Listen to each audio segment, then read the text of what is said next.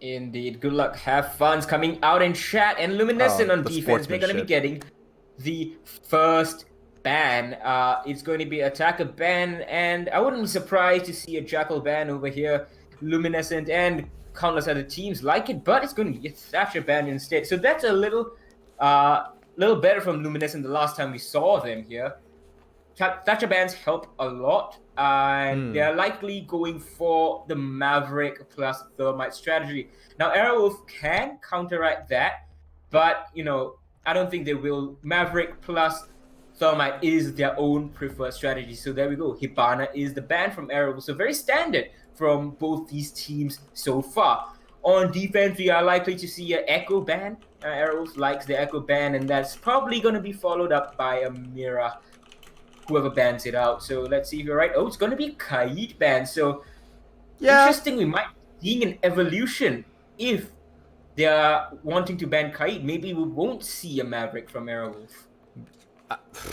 Honestly, they're taking out all this utility already, and these are bans that we don't see all the time. These are way far away from our standard bans, and now Mira and Echo are still on the board because Clash for Oh well, Luminescent did their homework. Yeah. They saw how badly Xavier Esports got hit. You mean by that Ysera? Clash. Yeah, Ysera's bikini body 360 meme. Right. Oof. He got 360. He tried to do it twice. Didn't work out so well the second time, but the first time was definitely a shocker for everybody. And Montagne from Luna Metal coming out already. Sorry, I mean Tanjiro. All right. So we're still seeing the Thermite Maverick combination. Looks like Mentalist just doesn't want to deal with the Kaid. And as I expected, Montagne coming out from Tanjiro, as you said. So we're going to see a very classic strategy pushing through either server or, just pushing in slowly down the server stairs or through the dirt tunnel, through sewers. Slow and steady with the Montagne. You can burn a lot of utility with it. But they haven't brought an IQ to counteract both the Valkyrie's Black Eyes as well as the Echo that was just 6th picked in from the smoke. So we've got a lot of interesting operators here, and it's going to be a very different match, surely. Yeah, I think that the Echo choice is good. It's better choice than, I would say, the Montagne, because a lot of times the smokes tend to miss. But I'm very interested in seeing on what's happening here on the site setup. They are really focusing hard on getting their Echo drones in position. Nano Kids, the Valkyrie seems to be holding the garage. Usually you would plant an ACOG there, so you can safely hold the plant angle as well as the garage long angle. Yeah, it could be so, and we're seeing that Speakeasy is rotating upstairs, and he's probably going to get a couple of footprints. Maybe try to see if anyone's roaming. Won't actually catch anything just yet, but a very wide entry from Aerowolf so far. Very spread out. They're not necessarily very close together, but we've seen this happen quite a bit with Aerowolf's plan of attack on other maps as well and other matchups. They like to spread a little thin, and once they spread thin, after a while, they'll close in and just start tightening up their formations. But it does look like one member here already getting cornered out. It does look like the Jaeger is in a bit of trouble. Gets caught out, there we go. Believe gets taken out there by Hysterics. And 3 members already by that open area securing the first floor. Yeah, indeed. Believe, unfortunately, not able to believe in his own ability to hold that open area. Running, turning tail is quite literally the worst thing you can do against a Monty. Yeah, I think he believed. I think he believed a bit too much. Just believed a little too much for his own good. But there we go. Aerowolf and Mentalist are going to get onto these hatches and start opening it up. Very beautiful technique coming out from Mentalist himself. We have been informed. And so, let's just talk back to this game, actually. Let's talk a bit about Mentalists. So, we did mention that this, as we head back right into the game, actually. And quickly talking about Mentalists, he unfortunately has a situation with his father moving away from Singapore, and being a foreign national in Singapore, you need to be on the student pass to stay in Singapore. and he cannot maintain his grades and stay in school well enough while playing the Pro League. So his plan initially was to take a break from school and go full-time for a while in the Pro League, but with his father being shifted around, being sent overseas, he needs to stick in school and thresh it out. So unfortunately, can't play Attackers need to locate and defuse after as season many 10. bombs as they can. So heading into round number 5 after a long break. Hopefully you guys hadn't gone away anywhere. We are seeing Believe on the Mozzie this time. NanoKids is bringing out the castle. So they're trying the second floor defense again. And hopefully this speaks to something that they have found, a weakness in their setup. And hopefully they can fix it with this castle pick. Yeah, so, I mean, Believe is still on a similar operator, although now Mozzie is going to bring a little bit more utility. He does have that entry denial, and he does have that entry collecting ability really stuck in his kit there. Nitrocell also available for him. Won't be taking any other gadgetry for for him this time, but with the Commando 9, he should be able to provide quite a deterrence if he actually roams and collects intel properly on that first floor. But Aerowolf are so effective at roam clearing. I mean, look at Mentalist. He's already in the archives clearing it out by himself. He's got members coming through the lobby just to clear that out as well. This guy's getting away with murder right now. There we go. Real That's crime. one yokai drone. And that's a lot of that's half of Echo's kit. Like gone. Yeah, exactly. Gone. Boof. See ya. No one contesting below, and Bank is a huge map. You cannot just turtle up on site, especially not against Aerowolf. But, you know, let's see what they have to offer Luminescent in the rest of this round. Right now, not looking too great, giving up so much control without too much of a fight. And finally, actually, we saw Mentalist break out the IQ that we were talking about. And a bit of a look down into the first floor, and it's shut down by Hysterics as Believe runs right back up into these waiting arms. Yeah, so DCH already has to get off his throne. Get off the yokais, try to contest a little bit more, bring in some more firepower. It's a shame because Echo was made available, but isn't able to capitalize at all. He's not able to use his gadgetry the way he wants to. Speakeasy just picks up Nanokids before he even tries to run out. And we're just seeing Aerowolf completely dismantle Luminescent. There we go, DCH, DCZ, both picking off the map.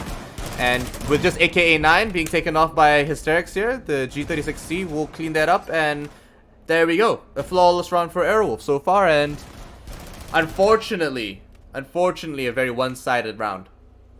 Yeah, we were hopeful from Luminescent after seeing the picks and their resurgent last round before the rehost on the basement. Unfortunately, we didn't quite see what we wanted. Mentalist, as we are talking about that, you know, just free reign on the first floor, no contention. Very late decision made by Believe to try and fight it, and then he was just chased back off. And the moment Aerowolf had the information, Hysterics was ready and waiting, peeked out wide, took him down. So that's the danger of doing these kinds of plays against Aerowolf. They are very quick at communicating. It's almost telepathic. So if you have been spotted out, you best believe everyone else on the team knows exactly where you are, where you're going, what you're going to be doing. We're going to be seeing round 6 here. 20 seconds left on that clock. 22, 21, and a similar setup so far coming in from both, Luminescent. So this is their last defense round. I hope they change things around. Nanokids, don't run out again. It's not going to work, bro. Yeah, unfortunately, that was a poor choice from him. Trying to go for the jump out with Speakeasy wasn't even on the close rappel, if he even was on the rappel. We didn't quite see when he got the kill, but either way, he got the kill nonetheless. Nanokids is actually looking maybe to go for a late castle barricade or a spawn peak on the south side. Or he's just gonna go roaming. He could go roaming, but I don't think they're gonna roam for very long. Oh man, the new Pro League sets, by the way, guys, fantastic. Go support your favorite team. and you know, like Yeah, really keep the pro league scene consistent, because I mean, obviously, we're trying to get we're trying to make their lives easier. We're trying to support them and their Oh, first pick. wow. Okay, there we go, Mentalist. This is the first round where Aerowolf has lost the opening battle. DCZ gets traded out, and so does that Black Eye, but this time Mentalist roam clear, not working out on the first floor. That solo roam clear, as we talked about, What? easily shut down. How is Nano Kids rotating down blue stairs? I'm so confused. How did he end up there? I mean, obviously he walked there, but like. I mean, my guess would be that Aerowolf just had no contention on the previous round. They thought, well, let's just do it again. But this time Nano Kids was waiting and no one in position to really capitalize. So Aerowolf pushed back a little, but at least it is just one of their IGLs falling. And this is going to not really be a problem. Yes, they lose a strong fragger, but they still have Hysterics and Speakeasy, and of course, Ysera. So, we gotta look at the way they're set up right now. Believe knows exactly where this Monty is. He's got a couple of black guys. He will see that, you know, there aren't too many people on that spiral staircase to back him up right now. He's not a huge threat. Let's focus on these windows. But will they actually capitalize on that and really make something out of it? Speakeasy picking up a double. DCH getting taken off the board there. Now it's a 2-4 situation. Still very winnable, but if you lose trades like that, it's going to make it a little bit harder. AKA 9 fighting against the world right now. Picks up 1 kill. Has to pick up a couple more.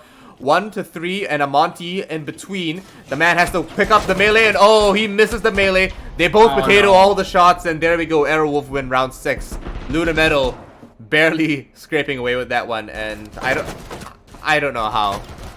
How do you... I mean, it's 16 rounds in that magazine for that pistol, and it's so hard to fight against Montani, and that's why a lot of pros believe that Shields and Montani especially are inherently broken in Rainbow Six Siege, well, except maybe Clash to an extent, but Montani, look at that. So let's just dissect what a Montani does when you're facing him, right? Especially on a team like Aerowolf. So he comes up in front of you. The first thing that happens is your attention is taken away from all around you. It's a big shield looking to get punchy, looking to get close up to you, and he's taking a lot of the field of vision as well as a lot of your subconscious attention.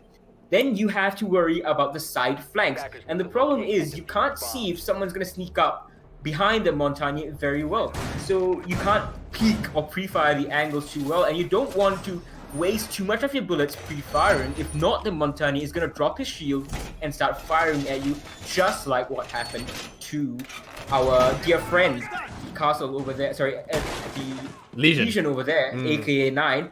And the problem is, once you exhaust your main gun, he can just drop his shield, go in the crouch stance as he did, and start hip firing. Some of those bullets are going to start connecting as the Montani gets closer and closer and closer. Don't forget though, they have nerfed the ADS times for shields, so it will take a little bit more to... It's something. It's something. It helps balance it out a little bit, but the inherent nature of the shield is still there. They are still a big distraction. They are still a very large obstacle. Thorn. Thorn your side. Yeah, a huge obstacle. In Montañe's case, he's a mountain, literally and metaphorically, that they have to climb and try to get around. Will they be able to find a shortcut across it? If you're a fast operator, then yes, you sprint right past him, you knife him, or you know, you catch him if he drops his shield, and maybe you shoot his feet or shoot his hand. I don't know. Like, it really depends on the situation, obviously. But now let's look at Luminescent on this attack.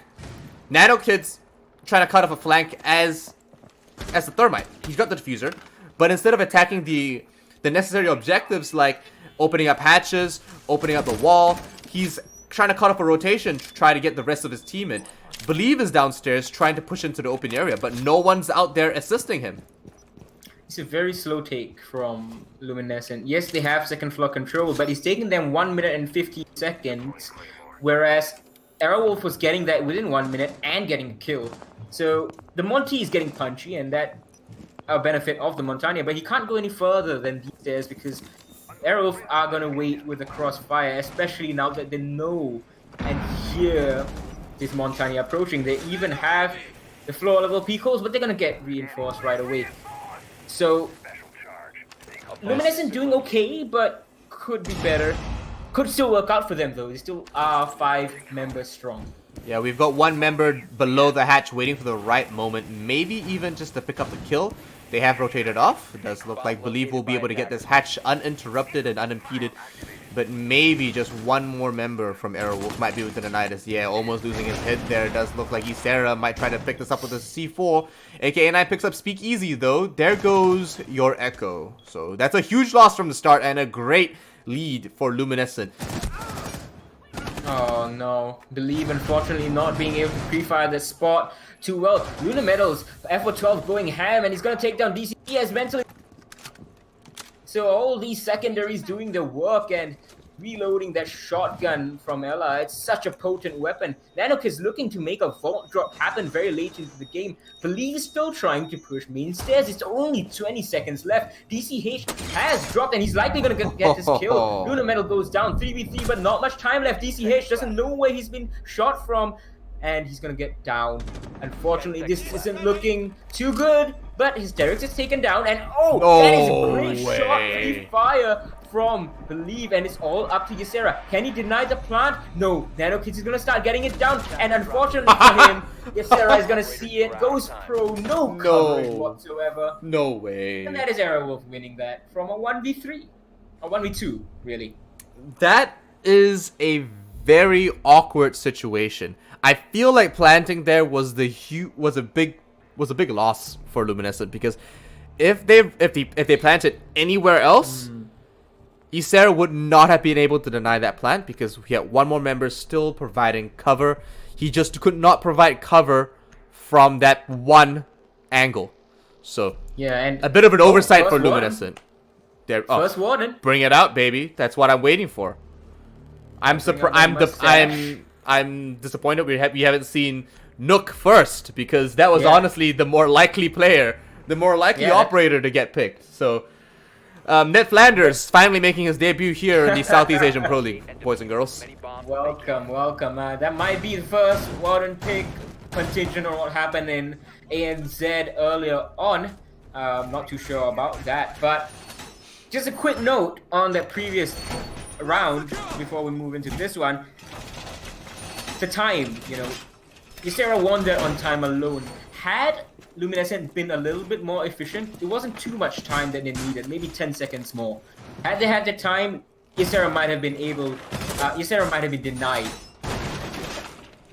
10 seconds to go. Oh, well, tell you what, boys and girls, it does look like it's going to be a pretty interesting time, because we're seeing Mentalist with Shotgun Warden. No MPX Why though. not? No, nothing wrong with Shotgun Warden. I like Shotgun Warden. Oh my god, the spawn peek from Luna Metal, no way. He's gonna do it without an ACOG or lesion. I'm assuming though that Mentalist does have the SMG-12. I'm assuming. He does. Okay, there we go. I didn't particularly see it at that point. I was more focused on the fact that he has a shotgun on him. It's a fantastic option. It's a fantastic loadout for Warden. But I'm just kind of disappointed I'm not going to see the Cloud9 skin. Yeah, we're gonna see. On the MPX. We're gonna have to wait. Yeah, we're gonna have to wait for it a bit longer. And a bit more droning going on from these guys here. So you can see the new shields, if anyone has not been informed about them. They now have slits in them. And these are considered to be a game changer in Rainbow Six moving on.